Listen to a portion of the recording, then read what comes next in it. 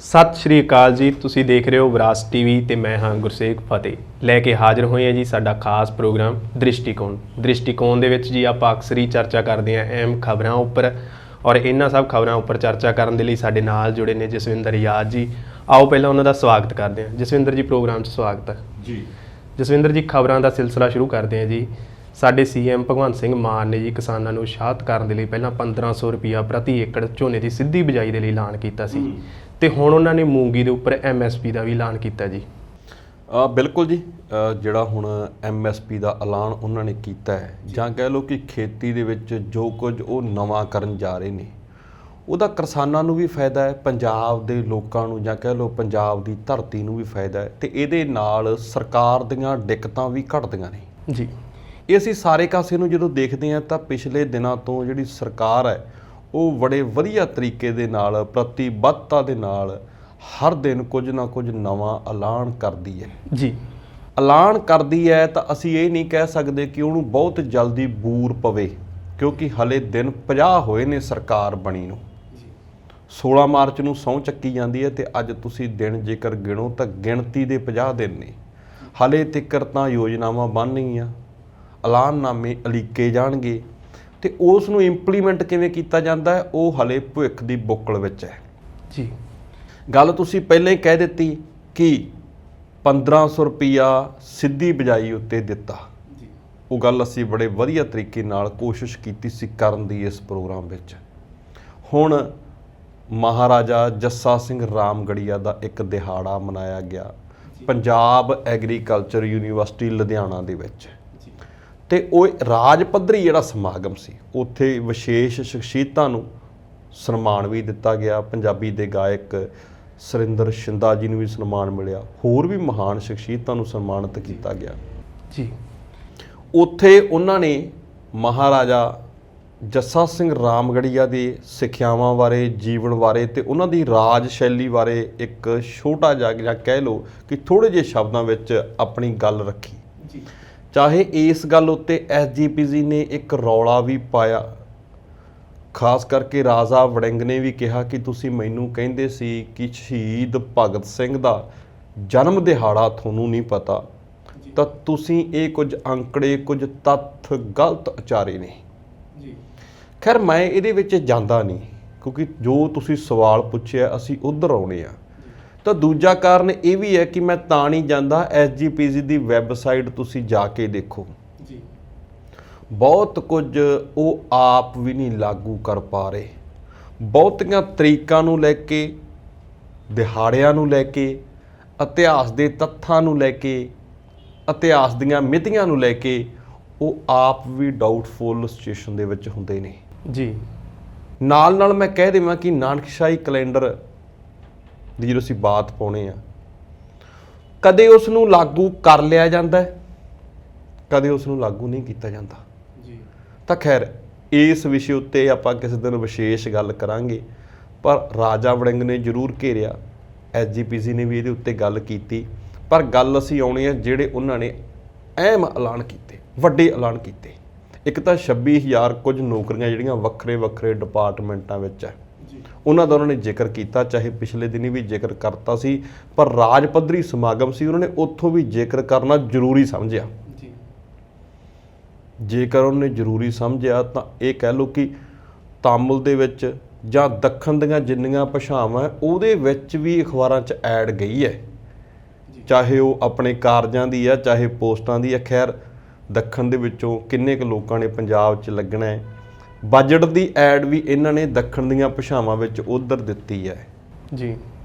ਮੈਂ ਤਾਂ ਕਹਿੰਦਾ ਵੀ ਤਾਂ ਜ਼ਿਕਰ ਕੀਤਾ ਕਿਉਂਕਿ ਦੱਖਣ ਦੇ ਵਿੱਚ ਵੀ ਪੈਰ ਪਸਾਰਨੇ ਨੇ ਭਾਈ, ਉਹਨਾਂ ਨੂੰ ਦੱਸਗੇ ਜਿੱਥੇ ਜਿੱਥੇ ਸਰਕਾਰ ਹੈ ਉੱਥੇ ਅਸੀਂ ਆਹ ਕੁਛ ਕਰਦੇ ਹਾਂ ਜੀ। ਬਿਲਕੁਲ ਇਹਦੇ ਉੱਤੇ ਸ਼੍ਰੋਮਣੀ ਅਕਾਲੀ ਦਲ ਦੇ ਮੁੱਖ ਬੁਲਾਰੇ ਮੈਂ ਕਹੂੰਗਾ ਚਰਨਜੀਤ ਸਿੰਘ ਬਰਾੜ ਨੇ ਵੀ ਨੋਟਸ ਲਿਆ, ਉਹਨਾਂ ਦੀਆਂ ਅਖਬਾਰਾਂ ਦੀਆਂ ਫੋਟੋ ਵੀ ਪਾਈਆਂ ਵੀ ਆਹ ਦੇਖੋ।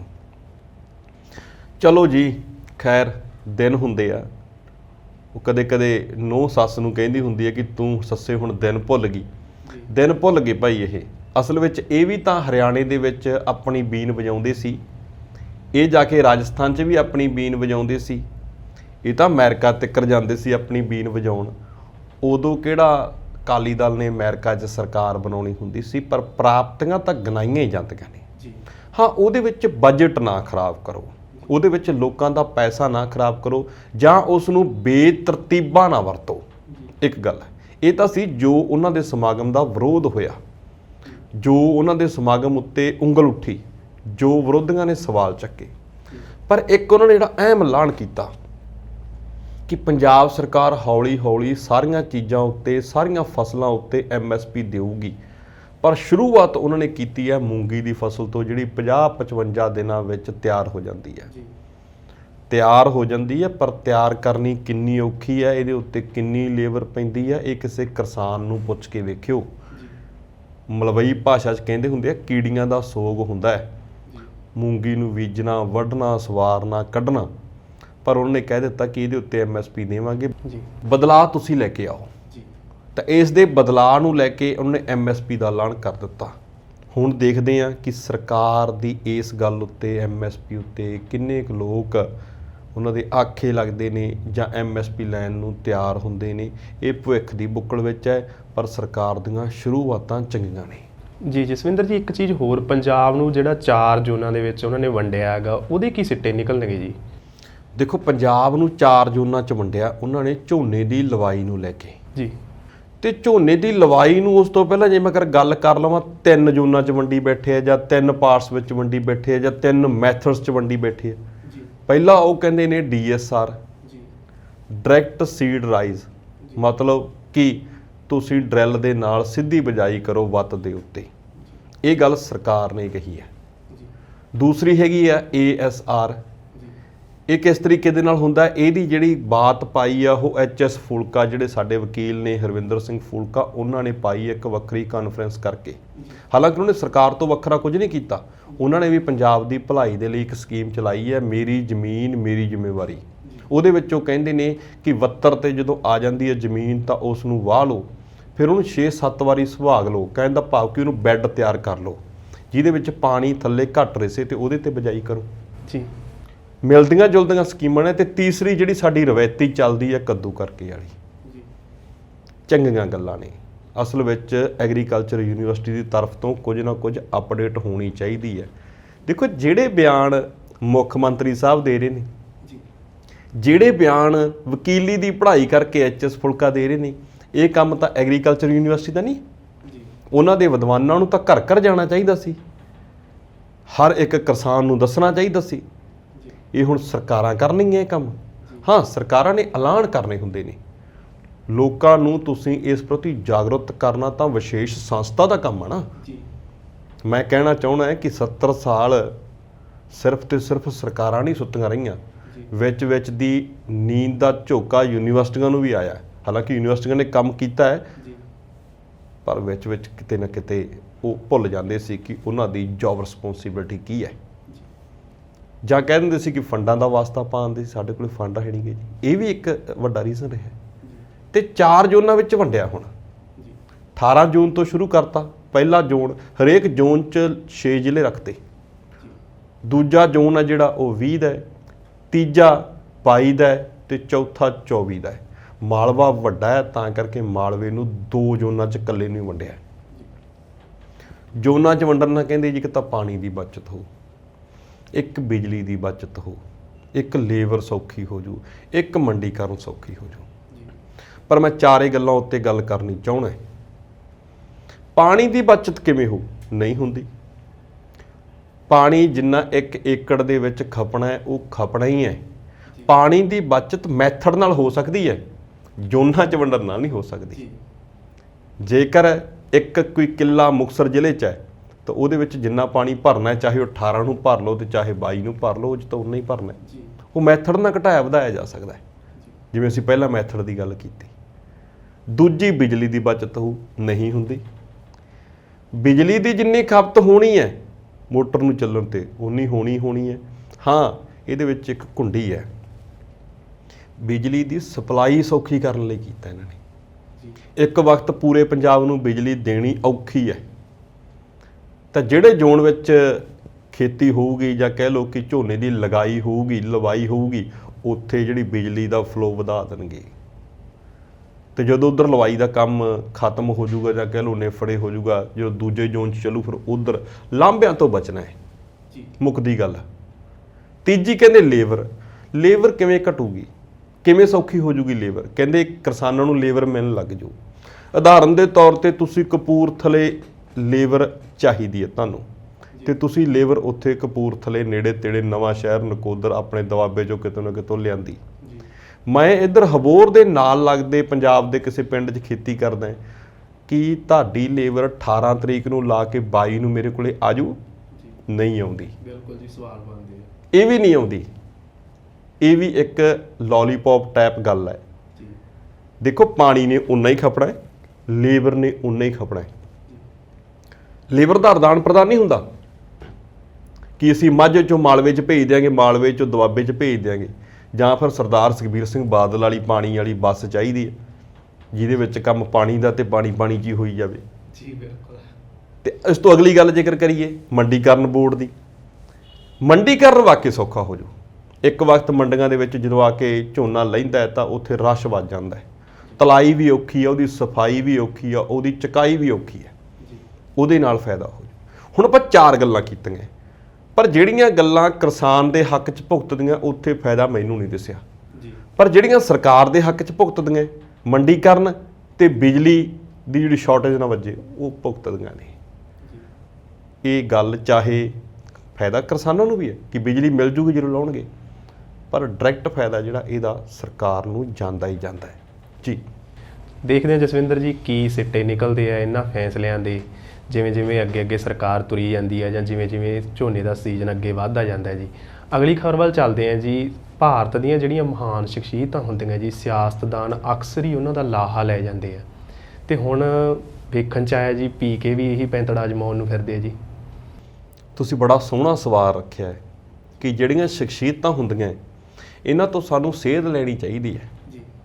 ਇਹਨਾਂ ਦੇ ਕਰਮਕਾਂਡਾਂ ਨੂੰ ਅਪਣਾਉਣਾ ਚਾਹੀਦਾ ਹੈ, ਜਿੱਥੇ ਜਿੱਥੇ ਲਾਗੂ ਹੁੰਦੇ ਆ ਕਰਨੇ ਚਾਹੀਦੇ ਆ। ਮੈਂ ਇਹ ਨਹੀਂ ਕਹਿੰਦਾ ਪਰੰਪਰਾ ਦੇ ਨਾਲ ਜੁੜ ਕੇ ਖੜ ਜਾਓ, ਪਰ ਪਰੰਪਰਾ ਵਿੱਚ ਜੋ ਚੰਗਾ ਹੈ ਉਸ ਨੂੰ ਗ੍ਰਹਿਣ ਕਰ ਲਓ, ਜੋ ਤੁਹਾਨੂੰ ਲੱਗਦਾ ਆਊਟਡੇਟਡ ਹੋ ਗਿਆ ਨਾ ਕਰੋ।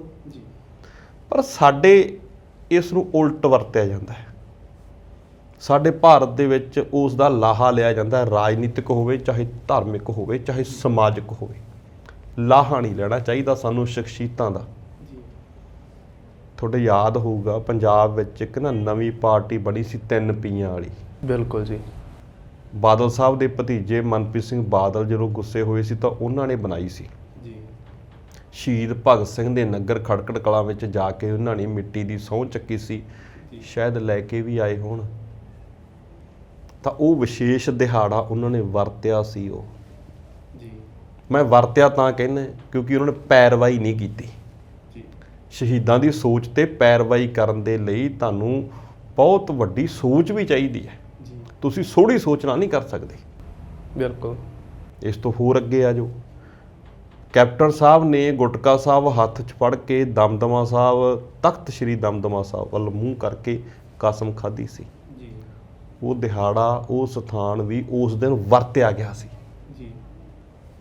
ਜਦੋਂ ਅਸੀਂ ਸ਼੍ਰੋਮਣੀ ਅਕਾਲੀ ਦਲ ਬਾਦਲ ਦੀ ਗੱਲ ਕਰਦੇ ਹਾਂ, ਕਿੰਨੀਆਂ ਕਾਨਫਰੰਸਾਂ ਇਹਨਾਂ ਦੀਆਂ ਧਾਰਮਿਕ ਦਿਹਾੜਿਆਂ ਤੇ ਹੁੰਦੀਆਂ ਜੀ। ਬਿਲਕੁਲ ਜੀ।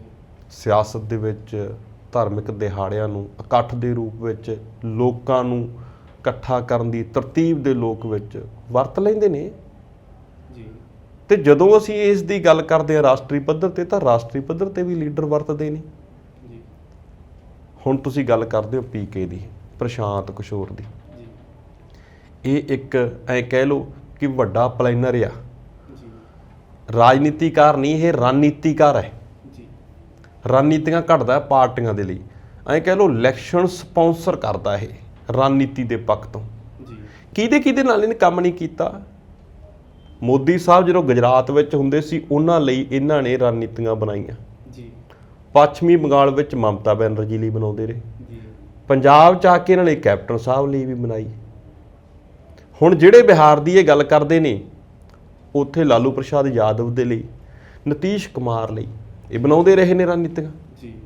ਪਰ ਹੁਣ ਇਹ ਕਹਿੰਦੇ ਕਿ 2 ਅਕਤੂਬਰ ਮਹਾਤਮਾ ਗਾਂਧੀ ਦੀ ਜਯੰਤੀ ਵਾਲੇ ਦਿਨ 3000 ਕਿਲੋਮੀਟਰ ਲੰਬੀ ਅਸੀਂ ਪਦ ਯਾਤਰਾ ਕੱਢਣੀ ਆ। ਸਿਆਸਤ ਦੀ ਸ਼ੁਰੂਆਤ ਕਰਨੀ ਹੈ। ਜੀ ਹਾਲਾਂਕਿ ਉਹਨਾਂ ਨੇ ਕਹਿ ਦਿੱਤਾ ਕਿ ਅਸੀਂ ਇੱਕ ਮੰਚ ਬਣਾਵਾਂਗੇ ਜੀ ਜਨ ਸੁਰਾਜ, ਜੀ ਉਹਦੇ ਉੱਤੇ ਅਸੀਂ ਚਿੰਤਨ ਕਰਾਂਗੇ ਕਿ ਕੀ ਕੁਝ ਹੋ ਰਿਹਾ ਬਿਹਾਰ ਵਿੱਚ। ਬਿਹਾਰ 'ਚ ਉਸ ਕਦਰ ਤਰੱਕੀ ਨਹੀਂ ਹੋਈ, ਉਸ ਕਦਰ ਇੰਪਰੂਵਮੈਂਟ ਵਿਕਾਸ ਨਹੀਂ ਹੋਇਆ, ਇਹਦੇ ਤੇ ਅਸੀਂ ਗੱਲ ਕਰਾਂਗੇ। ਜੀ ਇੱਕ ਗੱਲ ਪਾਸੇ ਕਹਿੰਦੇ ਨੇ ਕਿ ਸਾਡੇ ਨਾਲ 18,000 ਲੋਕ ਵੈਸੇ ਵੀ ਜੁੜੇ ਹੋਏ ਨੇ, ਬੁੱਧੀਜੀਵੀ, ਸਿਆਣੇ, ਸਿਆਸਤਦਾਨ, ਸਮਾਜਿਕ ਲੋਕ।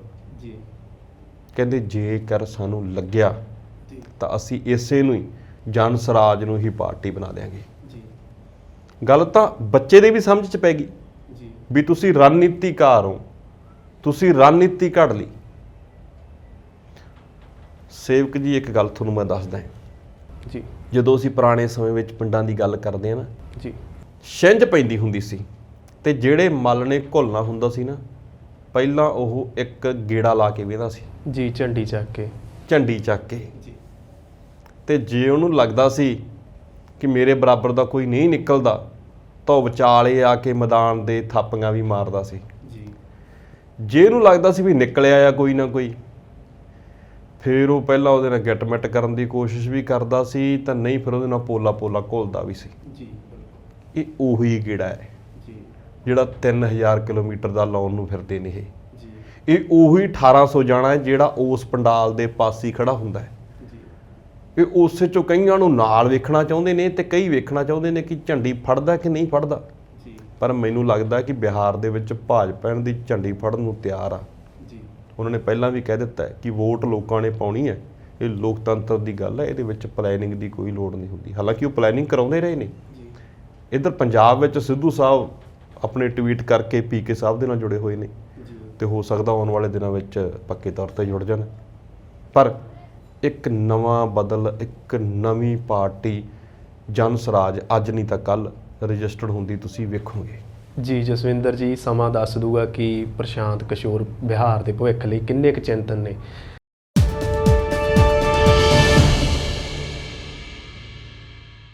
ਜਸਵਿੰਦਰ ਜੀ, ਅਗਲੀ ਖਬਰ ਵੱਲ ਚੱਲਦੇ ਹਾਂ ਜੀ। ਜਦੋਂ ਜੀ ਆਸ਼ੀਸ਼ ਮਿਸ਼ਰੇ ਦੀ ਜ਼ਮਾਨਤ ਨੂੰ ਸੁਪਰੀਮ ਕੋਰਟ ਦੇ ਵਿੱਚ ਪੀੜਤ ਪਰਿਵਾਰਾਂ ਨੇ ਚੈਲੰਜ ਕੀਤਾ ਸੀਗਾ ਜੀ, ਤਾਂ ਉਹਨਾਂ ਦੇ ਵਕੀਲ ਨੇ ਕਿਹਾ ਸੀਗਾ ਜੀ ਅਸੀਂ ਕਿਸੇ ਨੂੰ ਤੰਗ ਪਰੇਸ਼ਾਨ ਨਹੀਂ ਕਰ ਰਹੇ, ਪਰ ਹੁਣ ਕਿਸਾਨਾਂ ਨੂੰ ਉੱਥੇ ਜਾਣ ਦੀ ਕੀ ਲੋੜ ਪੈ ਗਈ ਜੀ? ਬਿਲਕੁਲ ਜੀ, ਤੁਸੀਂ ਬੜੀ ਸਟੱਡੀ ਦੇ ਨਾਲ ਇਸ ਗੱਲ ਨੂੰ ਰੱਖਿਆ ਹੈ ਕਿ ਜਿਸ ਵਕਤ ਇਹਨਾਂ ਨੂੰ ਹਾਈ ਕੋਰਟ ਦੁਆਰਾ ਜ਼ਮਾਨਤ ਮਿਲ ਗਈ ਸੀ, ਜਾਂ ਕਹਿ ਲਈਏ ਕਿ ਯੂਪੀ ਦੀ ਹਾਈ ਕੋਰਟ ਨੇ ਇਹਨਾਂ ਨੂੰ ਜ਼ਮਾਨਤ ਦੇ ਦਿੱਤੀ ਸੀ, ਤਾਂ ਇਸ ਨੂੰ ਕਿਸਾਨਾਂ ਨੇ ਨਾ ਚੈਲੰਜ ਕੀਤਾ ਸੀ ਸੁਪਰੀਮ ਕੋਰਟ ਵਿੱਚ। ਪੀੜਤ ਕਿਸਾਨਾਂ ਨੇ, ਉਹ 5 ਪਰਿਵਾਰਾਂ ਨੇ, ਕਿ ਇਹ ਜ਼ਮਾਨਤ ਗਲਤ ਦਿੱਤੀ ਗਈ ਹੈ, ਸਿਆਸੀ ਦਬਾਅ ਕਰਕੇ ਦਿੱਤੀ ਗਈ ਹੈ, ਤੱਥਾਂ ਨੂੰ ਪੜਤਾਲਿਆ ਨਹੀਂ ਗਿਆ, ਇਸ ਵਿੱਚ ਜ਼ਮਾਨਤ ਬਣਦੀ ਨਹੀਂ। ਜੀ ਤਾਂ ਪਿਛਲੇ ਦਿਨਾਂ ਵਿੱਚ ਸੁਪਰੀਮ ਕੋਰਟ ਨੇ ਉਹ ਜ਼ਮਾਨਤ ਰੱਦ ਕਰਤੀ ਸੀ ਜੀ ਤੇ ਕਹਿ ਦਿੱਤਾ ਸੀ ਕਿ ਹਫ਼ਤੇ ਵਿੱਚ ਗ੍ਰਿਫਤਾਰੀ ਕਰਾਓ ਆਸ਼ੀਸ਼ ਮਿਸ਼ਰੇ ਦੀ। ਅਸਲ ਵਿੱਚ ਮੈਂ ਦੱਸਾਂ ਕਿ ਆਸ਼ੀਸ਼ ਮਿਸ਼ਰਾ, ਅਜੇ ਮਿਸ਼ਰਾ ਨੇ ਜਿਹੜੇ ਕੇਂਦਰੀ ਗ੍ਰਹਿ ਰਾਜ ਮੰਤਰੀ, ਉਹਨਾਂ ਦਾ ਬੇਟਾ, ਤੇ ਘਟਨਾ ਸਾਡੇ ਦਰਸ਼ਕ ਜਾਣਦੇ ਨੇ ਲਖੀਮਪੁਰ ਖੀਰੀ ਵਾਲੀ। ਜੀ ਬਿਲਕੁਲ। ਤਾਂ ਜਦੋਂ ਫਿਰ ਉਹਨਾਂ ਦੀ ਗ੍ਰਿਫਤਾਰੀ ਹੋ ਗਈ ਤਾਂ ਹੁਣ ਉੱਥੇ ਕੀ ਹੋ ਰਿਹਾ ਹੈ? ਅਸਲ ਵਿੱਚ ਕਿਸਾਨਾਂ ਨੂੰ ਜਾਣ ਦੀ ਜ਼ਰੂਰਤ ਕੀ ਪੈ ਗਈ? ਇਹ ਵਫਦ ਉੱਥੇ ਗਿਆ ਕਿਉਂ?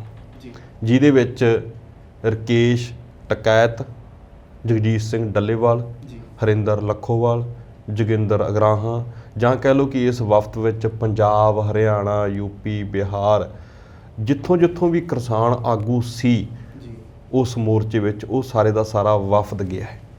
ਜਾ ਕੇ ਉਹ ਪਹਿਲਾਂ ਪੀੜਤ ਪਰਿਵਾਰਾਂ ਨੂੰ ਮਿਲਿਆ ਹੈ। ਜੀ ਕਿਸਾਨ ਪੀੜਤ ਪਰਿਵਾਰਾਂ ਨੇ 3-4 ਗੱਲਾਂ ਅਹਿਮ ਰੱਖੀਆਂ ਨੇ, ਜੀ ਜਿਹਦੇ ਵਿੱਚ ਪਹਿਲੀ ਗੱਲ ਜਿਹੜੀ ਉਹਨਾਂ ਨੇ ਰੱਖੀ ਹੈ, ਉਹ ਕਹਿੰਦੇ ਕਿ ਸਾਨੂੰ ਡਰਾਇਆ ਧਮਕਾਇਆ ਜਾ ਰਿਹਾ, ਸਾਡੀ ਸੁਰੱਖਿਆ ਯਕੀਨੀ ਬਣਾਈ ਜਾਵੇ। ਇੱਕ ਦੂਜੀ ਗੱਲ ਉਹਨਾਂ ਨੇ ਜਿਹੜੀ ਕਹੀ ਹੈ ਕਿ ਜੋ ਵਾਅਦਾ ਸਰਕਾਰ ਨੇ ਕੀਤਾ ਸੀ ਆਰਥਿਕ ਸਹਾਇਤਾ ਦਾ, ਨੌਕਰੀਆਂ ਦਾ, ਉਹ ਪੂਰਾ ਨਹੀਂ ਕੀਤਾ। ਜੀ ਦੇਖੋ, ਪਹਿਲੀ ਗੱਲ ਤੁਸੀਂ ਪਹਿਲਾਂ ਕਹਿ ਦਿੱਤੀ ਕਿ ਹਾਈ ਕੋਰਟ ਦੁਆਰਾ ਜਿਹੜੀ ਜ਼ਮਾਨਤ ਮਿਲੀ ਸੀ, ਜੀ ਹਾਈ ਕੋਰਟ ਦੁਆਰਾ ਜਿਹੜੀ ਜ਼ਮਾਨਤ ਮਿਲੀ ਸੀ ਉਹਦੇ ਵਿੱਚ ਜਿਹੜੀ ਸਮੱਸਿਆ ਬਣੀ ਹੈ, ਜੀ ਤਾਂ ਉਹਦੇ ਉੱਤੇ ਇਹ ਪੂਰੇ ਦਾ ਪੂਰਾ ਕੇਸ ਖੜਦਾ ਹੈ। ਤਾਂ ਸਭ ਤੋਂ ਪਹਿਲਾਂ ਜਾ ਕੇ ਜਿਹੜਾ ਸਾਡਾ ਵਫਦ ਹੈ ਇਹ ਪਰਿਵਾਰਾਂ ਨੂੰ ਮਿਲਿਆ ਤੇ ਉਸ ਤੋਂ ਬਾਅਦ ਪ੍ਰਸ਼ਾਸਨ ਨੂੰ ਮਿਲਿਆ। ਜੀ ਪ੍ਰਸ਼ਾਸਨ ਨੂੰ ਕਿਹਾ ਕਿ ਸੁਰੱਖਿਆ ਯਕੀਨੀ ਬਣਾਓ, ਧਮਕੀਆਂ ਆਉਂਦੀਆਂ, ਤੰਗ ਪਰੇਸ਼ਾਨ ਕੀਤਾ ਜਾ ਰਿਹਾ। ਤਾਂ ਪ੍ਰਸ਼ਾਸਨ ਨੇ ਕਿਹਾ ਕਿ ਅਸੀਂ ਸੁਰੱਖਿਆ ਯਕੀਨੀ ਬਣਾਵਾਂਗੇ। ਜੀ ਪਰ ਸਾਡੇ ਇਸ ਵਫਦ ਨੇ ਕਿਹਾ ਹੈ ਨਹੀਂ, ਤੁਸੀਂ ਸਾਡੇ ਇਹਨਾਂ ਪਰਿਵਾਰਾਂ ਨੂੰ, ਕਿਸਾਨ ਪਰਿਵਾਰਾਂ ਨੂੰ ਲਾਇਸੈਂਸੀ ਹਥਿਆਰ ਨੇ ਜਿਹੜੇ ਉਹ ਇਸ਼ੂ ਕਰੋ ਜੀ। ਤਾਂ ਇਹਦੇ ਉੱਤੇ ਵੀ ਪ੍ਰਸ਼ਾਸਨ ਨੇ ਸਹਿਮਤੀ ਦੇ ਦਿੱਤੀ ਕਿ ਆਪਣੀ ਸੁਰੱਖਿਆ ਖੁਦ ਕਰ ਸਕਣ ਜੀ। ਤਾਂ ਲਾਇਸੈਂਸੀ ਹਥਿਆਰਾਂ ਦੀ ਗੱਲ ਪ੍ਰਸ਼ਾਸਨ ਨੇ ਮੰਨ ਲਈ ਹੈ। ਦੂਜੀ ਗੱਲ ਆ ਗਈ ਨੌਕਰੀਆਂ ਵਾਲੀ ਜਾਂ ਆਰਥਿਕ ਮਦਦ ਵਾਲੀ, ਉਹਦੇ ਉੱਤੇ ਵੀ ਪ੍ਰਸ਼ਾਸਨ ਨੂੰ ਕਿਹਾ ਤਾਂ ਉਹਨਾਂ ਨੇ ਕਿਹਾ ਕਿ ਪ੍ਰੋਸੈਸ ਆ ਜਿਹੜਾ ਸਾਡਾ ਚੱਲੀ ਜਾਂਦਾ, ਅਸੀਂ ਕਿ ਇਹ ਨਹੀਂ ਕਿ ਸੋਚ ਵਿਚਾਰ ਨਹੀਂ ਰਹੇ। ਤੀਜੀ ਗੱਲ ਕਹੀ ਹੈ ਕਿ ਉਹ ਵਿਅਕਤੀ ਜਿਹੜਾ ਸਿਆਸੀ ਪਾਵਰ ਦੇ ਵਿੱਚ ਹੈ ਉਸ ਨੂੰ ਕਹੋ ਕਿ ਇਸ ਤਰੀਕੇ ਨਾਲ ਇਹਨਾਂ ਪਰਿਵਾਰਾਂ ਨੂੰ ਤੰਗ ਪਰੇਸ਼ਾਨ ਨਾ ਕਰੇ। ਸਾਨੂੰ ਦੇਸ਼ ਦਾ ਪ੍ਰਧਾਨ ਮੰਤਰੀ ਜਾਂ ਦੇਸ਼ ਦੇ ਕਾਲੇ ਕਾਨੂੰਨ ਨਹੀਂ ਦਬਾ ਸਕੇ ਤੇ ਤੁਸੀਂ ਇਹ ਫਾਲਤੂ ਦੀਆਂ ਕੋਸ਼ਿਸ਼ਾਂ ਨਾ ਕਰੋ, ਨਹੀਂ ਫਿਰ ਅਸੀਂ ਇੱਕ ਮੋਰਚਾ ਲਖੀਮਪੁਰ ਖੀਰੀ ਜ਼ਿਲ੍ਹੇ ਵਿੱਚ ਵੀ ਲਾਵਾਂਗੇ। ਤਾਂ ਇਹ ਪੂਰੇ ਦਾ ਪੂਰਾ ਵਫਦ ਉੱਥੇ ਪਹੁੰਚਿਆ, ਕੁਝ ਦਿਨ ਉੱਥੇ ਰੁਕੂਗਾ, ਪ੍ਰਸ਼ਾਸਨ ਨਾਲ ਗੱਲਾਂ ਕਰੂਗਾ, ਪਰਿਵਾਰ ਦੀਆਂ ਸਮੱਸਿਆਵਾਂ ਸੁਣੂਗਾ ਤੇ ਜੇਕਰ ਜ਼ਰੂਰਤ ਪਈ ਤਾਂ ਪੱਕੇ ਮੋਰਚੇ ਵਿੱਚ ਵੀ ਬਦਲ ਜਾਊਗਾ। ਨਹੀਂ ਪਰ ਸਮੇਂ-ਸਮੇਂ ਉੱਤੇ ਇਹਨਾਂ ਕਿਸਾਨਾਂ ਨੇ ਕਿਹਾ ਕਿ ਅਸੀਂ ਇਸ ਪਰਿਵਾਰ ਨਾਲ ਖੜੇ ਹਾਂ ਤੇ ਖੜੇ ਰਵਾਂਗੇ। ਜੀ ਜਸਵਿੰਦਰ ਜੀ, ਪੀੜਤ ਪਰਿਵਾਰਾਂ ਨੂੰ ਜਿਹੜਾ ਉਹਨਾਂ ਦਾ ਬਣਦਾ ਹੱਕ ਹੈ, ਨਿਆਂ ਆ, ਮਿਲਣਾ ਚਾਹੀਦਾ ਜੀ, ਫਿਰ ਹੀ ਲੋਕਾਂ ਦਾ ਸਰਕਾਰ 'ਤੇ ਵਿਸ਼ਵਾਸ ਵੱਜੂਗਾ ਜੀ। ਅਗਲੀ ਖਬਰ ਵੱਲ ਚੱਲਦੇ ਹਾਂ ਜੀ। ਪੰਜਾਬ ਸਿੱਖਿਆ ਵਿਭਾਗ ਨੇ ਡਬਲ ਸ਼ਿਫਟਾਂ ਦੇ ਵਿੱਚ ਸਕੂਲਾਂ ਨੂੰ ਲਾਉਣ ਦਾ ਫੈਸਲਾ ਲਿਆ ਜੀ। ਕਿੰਨਾ ਕੁ ਕਾਰਾਗਰ ਲੱਗਦਾ ਜੀ ਇਹ ਫੈਸਲਾ? ਛੋਟੇ ਹੁੰਦੇ ਨੇ ਇੱਕ ਲੋਕ ਗੀਤ ਸੁਣਦੇ ਸੀ ਜੀ ਕਿ ਭੰਡਾ ਪਢਾਰੀਆ ਕਿੰਨਾ ਕੁ ਭਾਰ ਹੈ, ਇੱਕ ਮੁੱਠੀ ਚੱਕ ਲਾ ਦੂਜੀ ਤਿਆਰ। ਇਹ ਇੱਕ ਮਸਲੇ ਨੂੰ ਹੱਲ ਕਰਦੇ ਨੇ, ਦੂਸਰਾ ਮਸਲਾ ਇਹਨਾਂ ਦੇ ਮੂਹਰੇ ਆ ਜਾਂਦਾ। ਕੀ ਕੀਤਾ ਜਾਵੇ, ਪਿਛਲੀਆਂ ਸਰਕਾਰਾਂ ਦੇ ਵਿੱਚ ਬਹੁਤੇ ਕੰਮ ਹੋਏ ਹੀ ਨਹੀਂ, ਧਿਆਨ ਹੀ ਨਹੀਂ ਦਿੱਤਾ ਗਿਆ। ਇਹ ਪਿਛਲੀਆਂ ਸਰਕਾਰਾਂ ਸ਼੍ਰੋਮਣੀ ਅਕਾਲੀ ਦਲ ਤੇ ਕਾਂਗਰਸ ਕਹਿੰਦੀਆਂ ਸੀ ਅਸੀਂ ਸਮਾਰਟ ਸਕੂਲ ਬਣਾਤੇ, ਕੂਚੀ ਮਾਰ ਕੇ ਸਕੂਲਾਂ ਦੇ ਉੱਤੇ ਗੇਟਾਂ ਤੇ ਲਿਖ ਕੇ ਸਮਾਰਟ ਸਕੂਲ। ਸਮਾਰਟ ਦਾ ਅਰਥ ਪਤਾ ਹੈ? ਐਂ ਸਮਾਰਟ ਨਹੀਂ ਬਣ ਜਾਂਦੇ ਜੀ। ਨਾਲ ਉਹਨਾਂ ਨੇ ਪਾਰਕਾਂ ਦੇ ਵਿੱਚ ਉਹ ਵੀ ਲਾਏ ਸੀਗੇ ਨਾ ਜੀ, ਮੈਥ ਦੇ ਜਿਹੜੇ ਟ੍ਰਾਇੰਗਲ, ਸਕੁਏਅਰ, ਬਾਕਸ ਜੀ, ਉਹ ਵੀ ਲਾਏ ਸੀ ਥੋੜ੍ਹੇ। ਮੈਨੂੰ ਵੀ ਨਹੀਂ ਕਦੇ ਸਮਝ ਆਇਆ, ਮੈਂ ਵੀ ਵੇਖਿਆ ਜਾ ਕੇ ਵੀ ਇਹਨਾਂ ਦਾ ਕੀ ਮਕਸਦ ਹੈ ਕੀ ਨਹੀਂ। ਮੈਂ ਤੁਹਾਡੇ ਨਾਲ, ਤੁਸੀਂ ਬੜੀ ਸੋਹਣੀ ਗੱਲ ਕਹੀ ਹੈ। ਇੱਕ ਸਕੂਲ ਵਿੱਚ ਉਹ ਮੈਥ ਨਾਲ ਸੰਬੰਧਿਤ ਪਾਰਕ ਬਣਾਇਆ ਤੇ ਮੈਂ ਉੱਥੇ ਕਿਤੇ ਗਿਆ ਤੇ ਮੈਂ ਪੁੱਛ ਲਿਆ ਕਿ ਤੁਹਾਡਾ ਇੱਥੇ ਮੈਥ ਵਾਲਾ ਟੀਚਰ ਕਿਹੜਾ ਹੈ? ਉਹ ਕਹਿੰਦੇ ਜੀ ਉਹ ਤਾਂ ਵੈਕੈਂਸੀ ਖਾਲੀ ਪਈ ਹੈ। ਤੇ ਮੈਂ ਕਿਹਾ ਫਿਰ ਪਾਰਕ ਬਣਾਉਣ ਦੀ ਕੀ ਜ਼ਰੂਰਤ ਹੈ ਮੈਥ ਵਾਲਾ? ਬਹੁਤੇ ਸਕੂਲਾਂ ਦੀ ਇਹ ਟ੍ਰੈਜਡੀ ਹੈ ਜਿਹੜੀ ਗੱਲ ਤੁਸੀਂ ਕਹੀ ਹੈ। ਸਾਇੰਸ ਵਾਲਾ ਪਾਰਕ ਬਣਾ ਦਿਓ, ਸਾਇੰਸ ਦਾ ਟੀਚਰ ਹੈ ਨਹੀਂ। ਮੈਥ ਵਾਲਾ ਪਾਰਕ ਬਣਾ ਦਿਓ, ਮੈਥ ਦਾ ਟੀਚਰ ਹੈ ਨਹੀਂ। ਕੂਚੀ ਮਾਰ ਕੇ ਸਮਾਰਟ ਸਕੂਲ ਲਿਖ ਦਿਓ, ਅੰਦਰਲੇ ਪਾਸੇ ਬੈਂਚ ਹੈ ਨਹੀਂ। ਬਿਜਲੀ ਦਾ ਕਨੈਕਸ਼ਨ ਦੇ ਦਿਓ, ਅੰਦਰਲੇ ਪਾਸੇ ਪੱਖੇ ਹੈ ਨਹੀਂ। ਐਂ ਨਹੀਂ ਹੁੰਦੇ ਸਮਾਰਟ ਸਕੂਲ। ਪਰ ਇਹਨਾਂ ਨੇ ਐਂ ਬਣਾਏ ਆ, ਚਾਹੇ ਸ਼੍ਰੋਮਣੀ ਅਕਾਲੀ ਦਲ ਆ, ਚਾਹੇ ਫਿਰ ਕਾਂਗਰਸ ਦੀ ਪਾਰਟੀ ਆ। ਅਕਾਲੀ ਦਲ ਨੂੰ ਤਾਂ ਜਦੋਂ ਵੀ ਤੁਸੀਂ ਕਹਿੰਦੇ ਹੋ ਤਾਂ ਇਹਨਾਂ ਦਾ ਕੋਈ ਨਾ ਕੋਈ ਬੁਲਾਰਾ ਖੜਾ ਹੋ ਕੇ ਕਹਿ ਦਿੰਦਾ ਜੀ ਮੈਰੀਟੋਰੀਅਸ ਸਕੂਲ ਵੇਖ ਲਓ। ਪੰਜਾਬ ਦੇ ਵਿੱਚ ਲਗਭਗ 5 ਲੱਖ ਬੱਚਾ ਪੜ੍ਹਦਾ ਹੈ। ਸਰਕਾਰੀ ਸਕੂਲਾਂ ਦੀਆਂ ਬੋਰਡ ਦੀਆਂ ਕਲਾਸਾਂ ਦੀ ਮੈਂ ਗਿਣਤੀ ਕੀਤੀ ਹੈ ਇਕੱਲੀ, ਕਿਉਂਕਿ ਬੋਰਡ ਦੇ ਵਿੱਚ 2 ਲੱਖ ਬੱਚਾ ਤਾਂ +2 'ਚ ਹੀ ਬਹਿੰਦਾ ਹੈ। ਤੇ ਤੁਹਾਡੇ ਮੈਰੀਟੋਰੀਅਸ ਸਕੂਲ ਕਿੰਨੇ ਬੱਚੇ ਸਾਂਭਦੇ ਨੇ? 200, 300, 4 ਬਣ ਗਏ, 5 ਬਣ ਗਏ। ਉਹਦੇ ਨਾਲ ਪੰਜਾਬ ਦੀ ਸਿੱਖਿਆ ਦਾ ਮਸਲਾ ਥੋੜਾ ਹੱਲ ਹੋ ਗਿਆ। ਤਾਂ ਮੈਂ ਤਾਂ ਹੀ ਕਿਹਾ ਸੀ ਕਿ ਭੰਡਾ ਭੰਡਾਰੀਆ ਕਿੰਨਾ ਕੁ ਭਾਰ ਹੈ। ਤਾਂ ਹੁਣ ਇਸ ਸਰਕਾਰ ਨੇ ਇੱਕ ਵਾਰੀ ਕੰਮ ਚਲਾਊ ਹੱਲ ਲੱਭਿਆ, ਮੈਂ ਨਹੀਂ ਕਹਿੰਦਾ ਪੱਕਾ ਹੱਲ ਆ, ਕਿ ਜਿੰਨਾ ਚਿਰ ਅਸੀਂ ਬੁਨਿਆਦੀ ਲੋੜਾਂ ਸਕੂਲਾਂ 'ਚ ਪੂਰੀਆਂ ਨਹੀਂ ਕਰ ਦਿੰਦੇ, ਜਿਹਦੇ ਵਿੱਚ ਕਮਰੇ ਨੇ, ਜਿਹਦੇ ਵਿੱਚ ਬੈਂਚ ਨੇ ਤੇ ਹਵਾ ਦਾ ਪ੍ਰਬੰਧ ਹੈ। ਸਕੂਲਾਂ ਵਿੱਚ ਵਿਦਿਆਰਥੀਆਂ ਦੀ ਗਿਣਤੀ ਵੱਧ ਗਈ, ਖਾਸ ਕਰਕੇ ਸਾਂਝੇ ਸਕੂਲਾਂ ਵਿੱਚ ਜਿੱਥੇ ਪ੍ਰਾਇਮਰੀ ਤੇ ਅੱਪਰ ਪ੍ਰਾਇਮਰੀ ਚੱਲਦਾ ਹੈ, ਹਾਈ ਤੇ ਸੈਕੰਡਰੀ ਚੱਲਦਾ ਹੈ। ਉਹਨਾਂ ਸਕੂਲਾਂ ਲਈ ਇੱਕ ਸਿੱਖਿਆ ਵਿਭਾਗ ਨਵੀਂ ਤਜਵੀਜ਼ ਲੈ ਕੇ ਆਇਆ ਹੈ ਕਿ ਇਹਨੂੰ 2 ਸ਼ਿਫਟਾਂ ਵਿੱਚ ਚਲਾ ਦਿਓ ਜੀ, ਮਾਰਨਿੰਗ ਈਵਨਿੰਗ ਚਲਾ ਦਿਓ। ਜਿਹੜੇ ਛੋਟੇ ਬੱਚੇ ਨੇ ਇਹ ਗਰਮੀਆਂ ਦੇ ਵਿੱਚ, ਜਾਂ ਕਹਿ ਲਓ ਕਿ ਪ੍ਰਾਇਮਰੀ ਵਾਲੇ ਬੱਚੇ ਗਰਮੀਆਂ ਵਿੱਚ ਪਹਿਲੀ ਸ਼ਿਫਟ 'ਚ ਇਹਨਾਂ ਨੂੰ ਰੱਖ ਲਓ, ਤੇ ਸਰਦੀਆਂ ਦੇ ਵਿੱਚ ਜ਼ਿਆਦਾ ਸਰਦੀ ਹੁੰਦੀ ਆ, ਇਹਨਾਂ ਨੂੰ ਦੂਜੀ ਸ਼ਿਫਟ 'ਚ ਰੱਖ ਲਓ। ਜਾਂ ਕਹਿ ਦਈਏ ਕਿ ਛੋਟੇ ਬੱਚਿਆਂ ਨੂੰ ਸਿਖਾਲਾ ਕਰਨ ਦੀ ਕੋਸ਼ਿਸ਼ ਕੀਤੀ ਗਈ ਹੈ। ਮੈਂ ਇੱਥੋਂ ਤੱਕ ਤਾਂ ਸਹਿਮਤ ਹੈ ਵੀ ਚਲੋ ਠੀਕ ਕੀਤਾ ਤੁਸੀਂ, ਢਾਂਚੇ ਨੂੰ ਇੱਕ ਵਾਰੀ ਰੀਸ਼ਡਿਊਲ ਕਰਨ ਦੇ ਲਈ ਕੁਝ ਸਮੱਸਿਆਵਾਂ ਆਉਂਦੀਆਂ ਨੇ। ਪਰ ਮੈਨੂੰ ਇਹ ਤਾਂ ਦੱਸੋ ਪਰ ਮੈਨੂੰ ਇਹ ਤਾਂ ਦੱਸੋ 300 ਤੇ 65 ਦਿਨਾਂ ਦਾ ਸਾਲ ਜਿਹਦੇ ਵਿੱਚੋਂ ਮੇਰੇ ਆਪਣੇ ਅਧਿਆਪਕ ਦੇ ਨਾਲ ਜਾਂ ਕਹ ਲਓ ਅਧਿਆਪਨ ਦੇ ਨਾਲ ਵਾਹ ਵਾਸਤਾ ਰਿਹਾ ਕਾਫੀ ਲੰਬਾ ਸਮਾਂ। ਤੁਸੀਂ ਕਿੰਨੀ ਮਰਜ਼ੀ ਕੋਸ਼ਿਸ਼ ਕਰੋ, ਇੱਕ ਸਕੂਲ ਆ ਜਿਹੜਾ ਉਹਦੇ ਵਿੱਚ ਤੁਸੀਂ 120 ਤੋਂ ਲੈ ਕੇ ਤੇ 145 ਦੇ ਵਿੱਚ ਲੈਕਚਰ ਲਾਉਣੇ ਆ। ਮੈਂ ਖੁਦ ਰਜਿਸਟਰਾਂ ਉੱਤੇ ਉਸ ਚੀਜ਼ ਨੂੰ ਲਿਖਦਾ ਰਿਹਾ ਵੀ ਕਿੰਨੇ ਲੈਕਚਰ ਮੈਂ ਸਾਲ ਚ ਲਾਏ। 365 ਚੋਂ 45 ਤਾਂ ਪਹਿਲਾਂ ਲੱਗਦੇ ਨੇ, 145 ਤੁਸੀਂ 150 ਮੰਨ ਲਓ। ਤੇ ਜੇ ਤੁਸੀਂ ਸਕੂਲ ਸ਼ਿਫਟਾਂ ਵਿੱਚ ਕਰਤਾ ਤਾਂ ਫਿਰ ਇੱਕ ਸਬਜੈਕਟ ਦੇ ਕਿੰਨੇ ਰਹਿ ਜਾਣਗੇ? ਮੰਨ ਲਓ ਫਿਰ ਟੀਚਰਾਂ ਨੂੰ ਵੀ ਤੁਸੀਂ ਸ਼ਿਫਟਾਂ ਵਿੱਚ ਕਰੋਗੇ। ਫਾਰ ਐਗਜ਼ਾਮਪਲ 2 ਟੀਚਰ ਨੇ, ਇੱਕ ਦਿਨ ਸਵੇਰ ਆਇਆ ਕਰੂ, ਇੱਕ ਦਿਨ ਸ਼ਾਮ ਨੂੰ ਆਇਆ ਕਰੂ, ਦੂਸਰੇ ਦਿਨ ਸ਼ਾਮ ਵਾਲਾ ਸਵੇਰ ਆਇਆ ਕਰੂ ਤੇ ਸਵੇਰ ਵਾਲਾ ਸ਼ਾਮ ਨੂੰ ਆਇਆ ਕਰੂ, ਤਾਂ ਫਿਰ ਤਾਂ 150 ਤੋਂ ਘੱਟ ਕੇ 75 ਰਹਿ ਗਏ। ਜੇ 120 ਲੱਗਦੇ ਨੇ ਤਾਂ 60 ਰਹਿ ਗਏ। ਤੁਸੀਂ ਕੀ ਕਹਿੰਦੇ ਹੋ ਕਿ ਇਹਦੇ ਨਾਲ ਪੜ੍ਹਾਈ ਦਾ ਨੁਕਸਾਨ ਨਹੀਂ ਹੋਊਗਾ? ਹਾਂ, ਤੁਸੀਂ ਇਹ ਦੱਸਣਾ ਚਾਹੁੰਦੇ ਹੋ ਕਿ ਬੱਚੇ ਡੇਲੀ ਸਕੂਲ ਆਉਂਦੇ ਨੇ। ਇਹ ਵੀ ਤਾਂ ਗੱਲ ਹੈ ਨਾ ਜੀ, ਮੁੜ ਕੇ ਟੀਚਰ ਜਿਹੜੇ ਬਸ ਇਕੱਲਾ ਸਿਲੇਬਸ ਪੂਰਾ ਕਰਨ ਜੋਗੇ ਹੀ ਰਹਿ ਜਾਂਦੇ, ਜਿਹੜੀ ਚੀਜ਼ ਸਿਖਾਉਣੀ ਹੁੰਦੀ ਉਹ ਤਾਂ ਫਿਰ ਪਛੜ ਜਾਂਦੀ ਹੈ ਜੀ।